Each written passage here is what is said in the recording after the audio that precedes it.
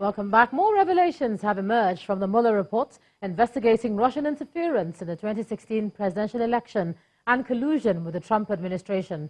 According to a report posted online, there are a few questions on obstruction of justice by the Trump campaign. For more foreign news, here's Simon Pusey. Good evening from the Channel's newsroom here in London. President Trump's legal team has declared a total victory following the publication of the long-awaited Mueller report. The 400-page redacted document concluded that Russians tried to meddle in the 2016 U.S. election, but there was no collusion. The U.S. Attorney General William Barr said 10 episodes of potential obstruction by the president were also examined, but there was no evidence to prove an offense was committed. After nearly 2 years of investigation, thousands of subpoenas, hundreds of warrants, and witness interviews, the special counsel confirmed that the Russian government sponsored efforts to illegally interfere with the 2016 presidential election, but did not find that the Trump campaign or other Americans colluded in those efforts. I'm having a good day, too. It was called No Collusion, No Obstruction.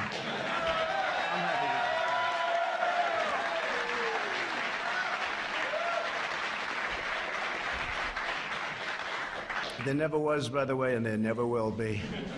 But I say it in front of my friends, this should never happen to another president again. This hoax, this should never happen to another president again. 3 days of mourning has been declared on the Portuguese island of Madeira after a bus crashed, killing at least 29 people.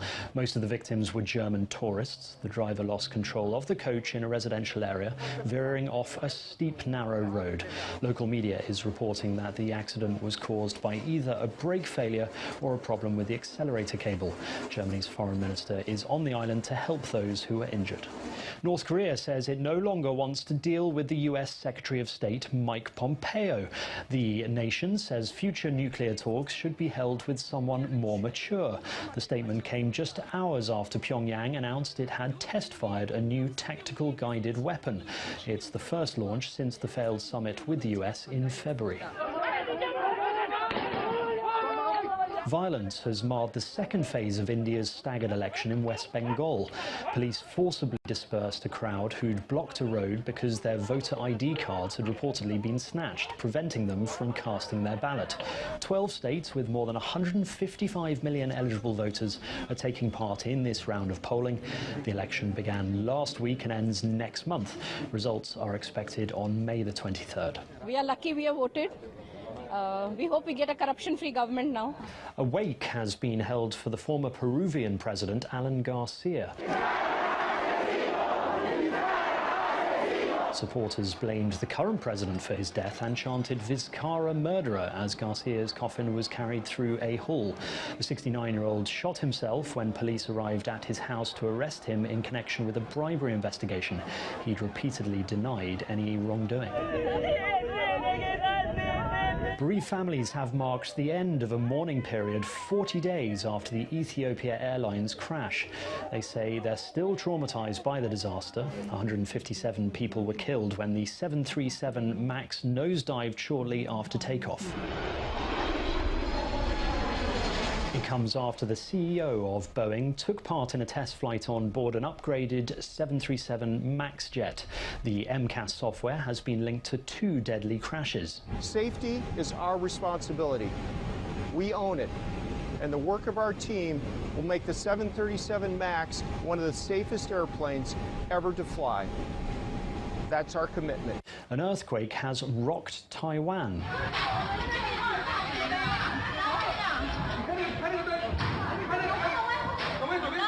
The magnitude 6.1 quake shook buildings, causing some damage and temporarily halted subway services in the capital, Taipei. There were no immediate reports of any casualties. And finally, 2 police officers in Brazil are being hailed as heroes after saving a baby from choking. A distressed couple entered a station in São Paulo with a 21-day-old boy who'd stopped breathing. CCTV cameras showed one of the officers trying to revive the child as the guardians become increasingly anxious. Incredibly, the baby started to show signs of life and is now said to be recovering well. And that's your international news around the world in 5. Thanks a lot, Simon. On to some sports. Here's Olumide Macaulay.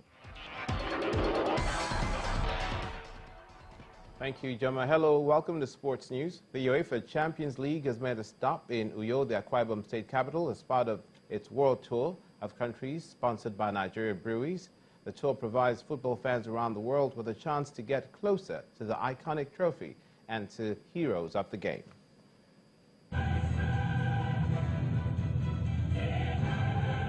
Making a grand entry with the Champions League trophy is Heineken's brand ambassador and Barcelona legend Carles Puyol.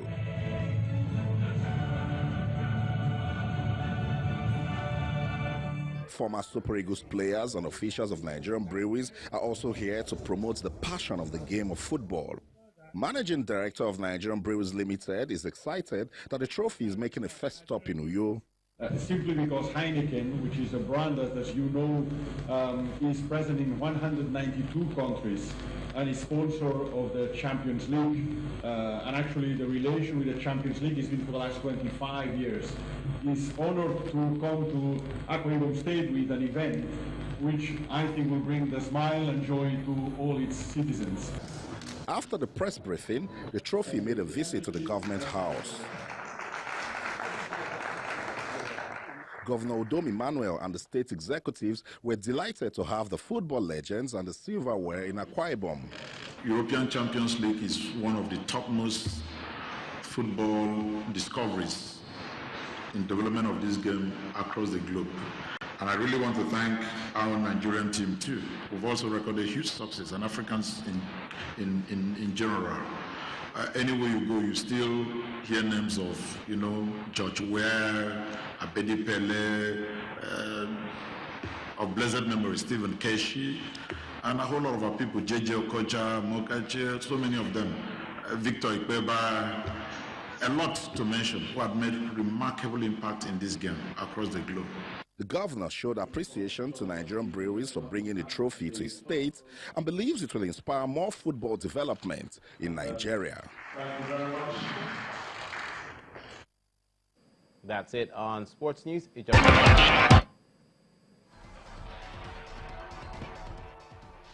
Thanks a lot, Olumide. President Muhammadu Buhari has commiserated with the family of the Olowo of Owo, Oba Folagbade Olateru Olagbegi, and the people of Ondo State on the death of the traditional ruler.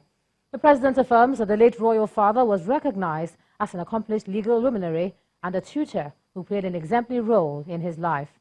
He's assuring the people of Owo and Ondo State that his thoughts and prayers are with them during the mourning period. And the main news again. The Code of Conduct Tribunal today convicted the suspended Chief Justice of Nigeria, Walter Onoge, on false assets declaration. And that's the news at 10 tonight. Thanks a lot for staying with us. I'm Ijoma Onyato. You have a good night.